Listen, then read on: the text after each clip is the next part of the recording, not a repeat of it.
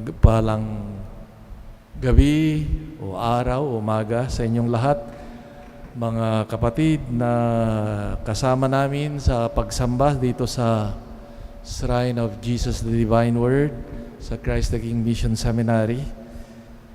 Kahit saan man kayo dako ng mundo, ipinapaabot ng aming pamayanan ang pagbati sa inyo ng patuloy nating pagdiriwang ng Pasko ng Pagkabuhay.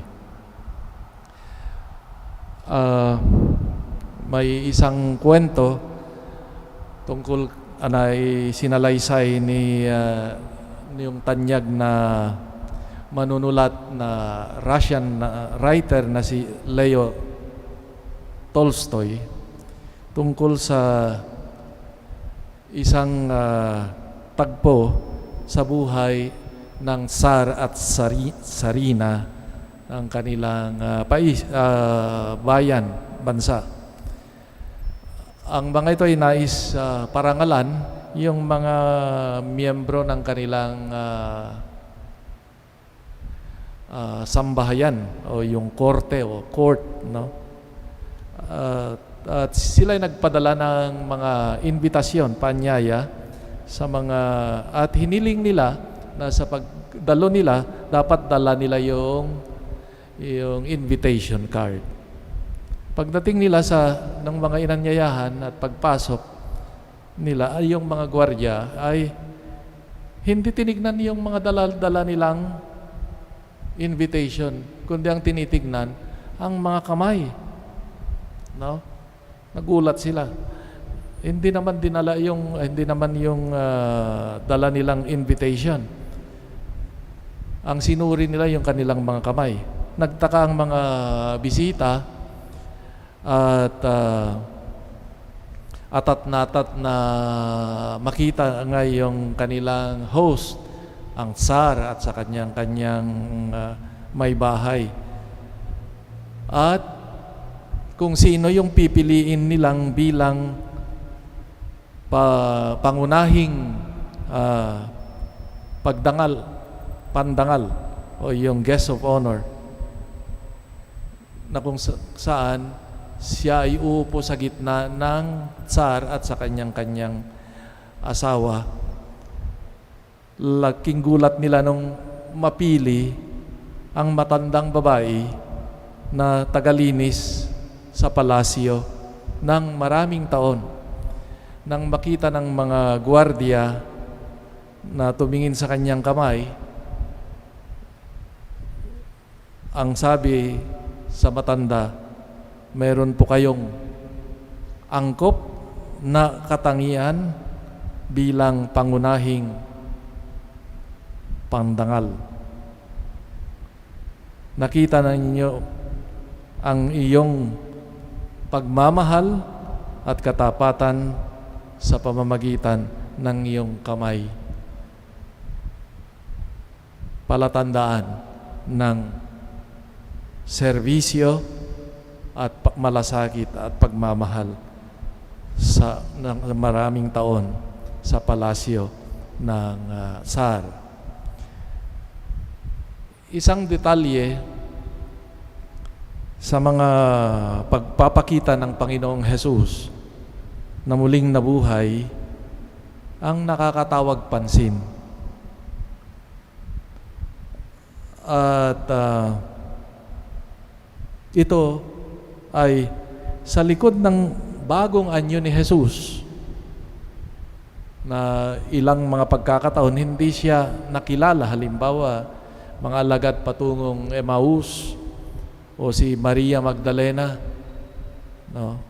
Nakala si Jesus ay hardinero, o yung mga alagad ni Jesus sa pampang ng lawa ng Tiberias, hindi makilala si Jesus dahil sa bagong anyo bilang nabuhay na maguli bilang Panginoon.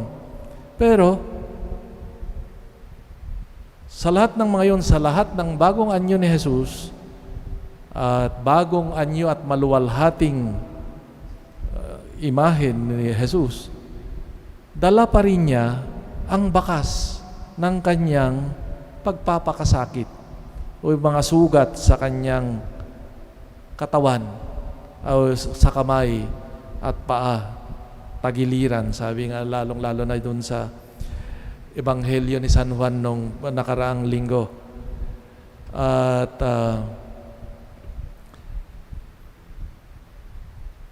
risen Lord with the marks of the crucifixion. Anong gustong ipahiwatig, ipahayag nito, at ano ang kahulugan nito? Una, sa palagay ko, sa pamamagitan nitong palatandaan, gaya ng kanyang katawan at sugat, ay nakilala ng mga alagad na siya nga talaga. Nakilala ng mga alagad na hindi siya guni-guni. Ginamit ni Jesus ang mga nakagawiang gawain gaya ng pagkain, kagaya narinig natin. Kasama nila pagpira-piraso ng tinapay, kasama ng mga, halimbawa, mga alagad papuntang Emmaus, at doon nakilala si Jesus. Pangingisda, yung mga nakagawiang gawain ay yun ang ginamit ni Jesus para makilala siya ng kanyang mga alagad, para ipamalas sa mga alagad niya na siya nga mismo yung kasama nila at sinundan nilang guro mula sa Galilea. Ang mensahe siguro nito ay gaya ng mga alagad, nakilala lang nila at makikilala lang din natin ang Panginoon sa pamamagitan ng mga palatandaan sa nakasanayan natin sa ating pakikipag-ugnayan natin sa Kanya. In other words, relationship is built, is developed.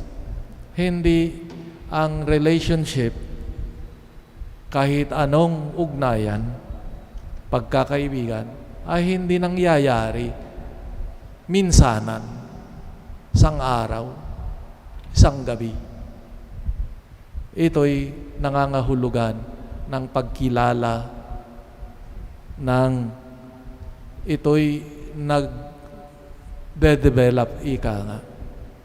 At sa pamamagitan nito, itong mga shared moments, ang mga palatandaan ng pagkakaibigan, pag-uugnayan, ay nakikilala. Kagaya ng mga alagad ni Jesus, nakilala ang bagong anyo, nakilala si Jesus sa kanyang bagong anyo dahil sa mga palatandaang mayroon sila nung kasama pa nila si Jesus. Ito rin siguro yung halaga ng mga gawain nating sa buhay Kristiyano. Pagsisimba halimbawa, o yung mga nakagawiang panalangin. Hindi yan sapat, ika nga, yung minsan isang taon, pagdating ng simbang gawi lang, o Holy Week lang, o etc. Ito'y dapat, ika nga, mayroong pagpapahalaga sa ugnayan na ito at lumalago sa pamamagitan ng malimit na ugnayan. Ikalawa, nagpakita ang Panginoong Jesus sa kanyang bagong anyo kasama ang bakas ng kanyang pagpapakasakit at kamatayan upang ilagay sa sentro ng buhay Kristiyano at sa ating pagdiriwang ang krus. Siguro ito yung sagot sa malimit nating tanong sa buhay. Kung si Jesus na nagwagi na sa kamatayan at kasalanan, at kaloob niya ang bago at ganap na buhay sa atin, mga tagasunod niya. Ang tanong ay, bakit ang buhay sa mundo natin ay nandyan pa rin ang pagpapakasakit sa krus? In other words, sabi natin, if Jesus has been victorious over sin and death, why there is still suffering? Nanalo na siya supposed to be. Yan yung tanong. Pero kagaya ng ipinakita niya, in His risen body, He carried with it the marks of the cross of suffering. Sa pagpapakita ng Panginoon ng muling pagkabuhay na may bakas ang kanyang pagpapakasakit at kamatayan, ay upang ipamalas sa atin na ito'y may kaugnayan ang krus sa kaluwalhatian, na ito ay makatotohanang anyo ng buhay Kristiyano, na kasama bilang mahalagang sangkap ang pagpapakasakit at kamatayan para marating ang maluwalhating buhay ni Kristo. Ang krus, ang palatandaan ng kanyang kamatayan, ay paalala din ng pagmamahal, tagumpay ng pagmamahal ni Kristo para sa ating kaligtasan. Siguro, it's Jesus' way of answering our questions today. Why there is still suffering in spite of the victory of Christ over sin and death? And that in fact, that is one of the characteristics at the center of Christian life, that there is the cross, death, and also glory. Sa gitna ng siguro napansin nyo rin sa bawat simbahan, the only furnishing that is required in the celebration is the cross. Hindi yung image ng kung ano-ano. The only image that is required now is the cross, and that is always reconnected with the altar now, precisely with the message that the gift of the Eucharist is a fruit of the love shown by Jesus' sacrifice on the cross, nabukal ng buhay. Kaya siguro sa gitna ng ating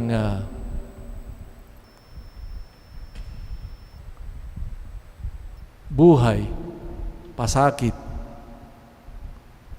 hamon, kagaya nitong dinaranas nating salot, ay pinapaalala ng Panginoon na ito'y bahagi siguro ng kagaya ng sugat sa katawang maluwalhati ni Jesus. Dahil sa mundong ibabaw ay bahagi pa rin nito, that we still share also the sufferings of Christ. At huwag nating kalimutan din yung ibang anggulo ng buhay Kristiyano, na hindi lamang krus, kundi nandyan din ang luwalhati, ang regalo at galak ng pagkabuhay. Kaya mga kapatid, ano bang pinagdadaanan natin na ligaya, tagumpay, krus, ito'y bahagi ng misteryo din ng ating Panginoon, na buhay na maguli, na may lamat pa rin bakas pa rin ng kanyang pagpapakasakit at kamatayan. A very realistic, I think, view, image, and basis for Christian life and spirituality. That life is not just the cross or just pure joy, victory.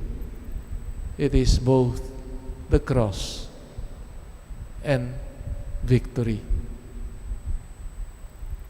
Hilingin natin sa Panginoon sa ating pag-ugnayan muli sa Kanyang piging ay magkaroon tayo ng lakas, ng sigasig para palakasin ang ating ugnayan sa Kanya at makapagbigay ng patutuo sa mundo na Kanyang hinihiling na ipahayag natin ito sa buong mundo. Amen.